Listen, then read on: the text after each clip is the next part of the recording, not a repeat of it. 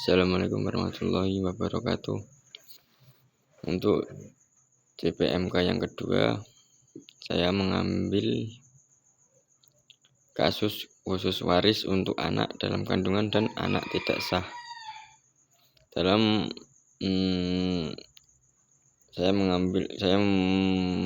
mempunyai dua perbedaan. Perbedaan ini mengambil hukum dari undang-undang atau KUHP Perdata dan hukum Islam atau kompilasi hukum Islam atau fikih. Juga untuk pembagian ini memperhitungkan syarat hidup dan keabsahan hubungan darat atau pernikahan. Jadi untuk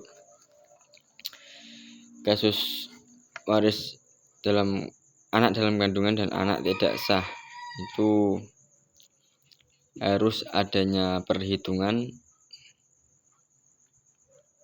tentang syarat hidup dan keabsahan hubungan. Jadi dalam mewaris ini hubungan darah atau ikatan ini sangat penting.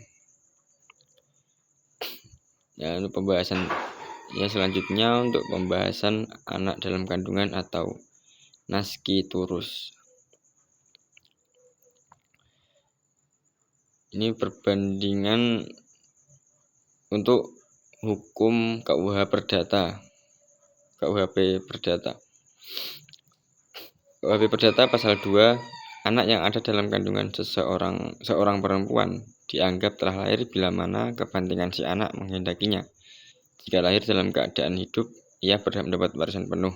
Jika lahir mati, ia tidak berhak mendapatkan warisan penuh. Jadi menurut hukum undang-undang di Indonesia, ketika anak yang ada dalam kandungan telah lahirnya sudah kita anggap normal atau hidup lah. Jadi dia berhak mendapatkan warisan penuh, atau bila mana anak ingin menghendaki kepentingannya, seorang orang tua harus menghendaki keinginannya. Dan akan tetapi jika anak itu lahir dalam keadaan mati atau meninggal dunia, maka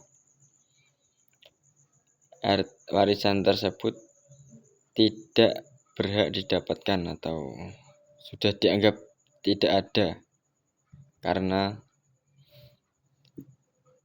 posisi anak itu sudah mati.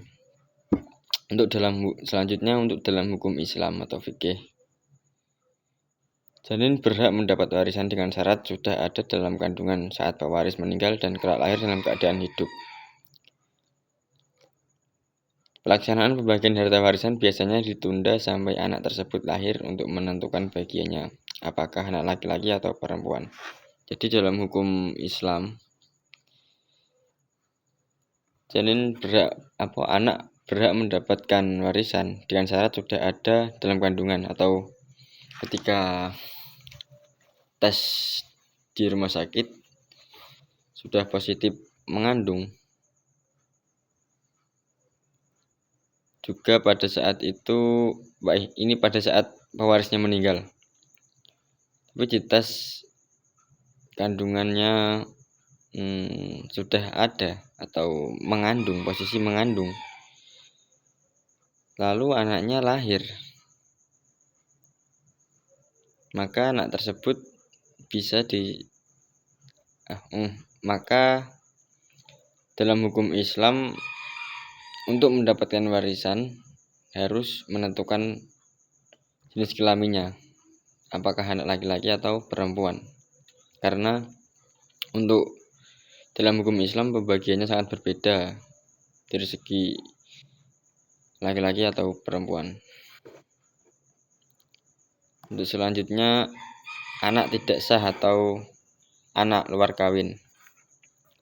Menurut KUHP Perdata pasal 863, Anak luar kawin yang diakui sah hanya mendapatkan sepertiga dari bagian yang seharusnya mereka terima jika berstatus sebagai anak sah.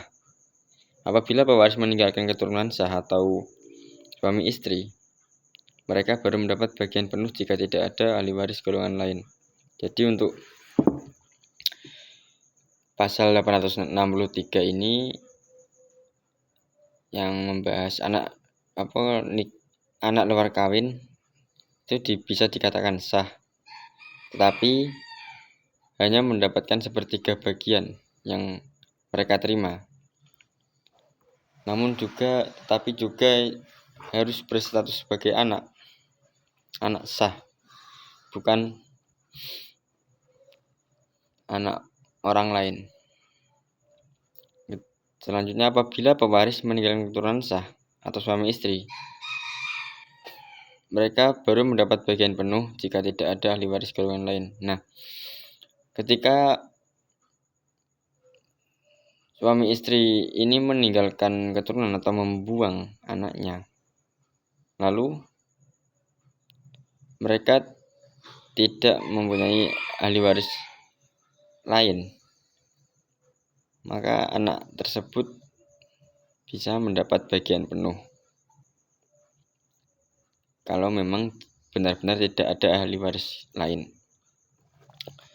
Selanjutnya, untuk hukum Islam, dalam hukum Islam, anak yang lahir di luar pernikahan yang sah atau waladuz zina tidak memiliki hubungan nasab secara hukum syariat dengan ayah biologisnya. Akibatnya anak tersebut hanya mempunyai hubungan waris mewarisi dengan ibu dan keluarga dari pihak ibunya saja, dan tidak mendapat bagian waris dari ayah biologisnya. Untuk dalam hukum Islam, anak yang lahir di luar pernikahan yang sah tidak memiliki hubungan nasab secara hukum syariat. Dalam hukum syariat tidak memiliki hubungan yang sah dengan yang pertama dengan ayah biologisnya. Akibatnya anak tersebut hanya mempunyai hubungan waris mewarisi dengan ibu. Nah, untuk masalah waris mewarisi ini kaitannya dengan ibu dan keluarga dari pihak ibunya saja, atau khusus dari pihak keluarga ibunya saja, dan tidak mendapat bagian waris dari ayah biologisnya. Ketika anak tersebut mungkin dari perspektif saya, ketika anak tersebut mengikuti seorang ayahnya, maka ketika dikaitkan dengan nasab secara hukum syariat ya sah, tidak dimasalahkan juga seperti dengan ibunya, tapi tidak mendapatkan bagian waris. Tetapi ketika anak tersebut mengikuti atau mempunyai hubungan waris mewarisi dengan ibunya dan keluarga dari pihak ibu, maka anak tersebut bisa mendapatkan bagian waris dari ibunya dan keluarga dari pihak ibu.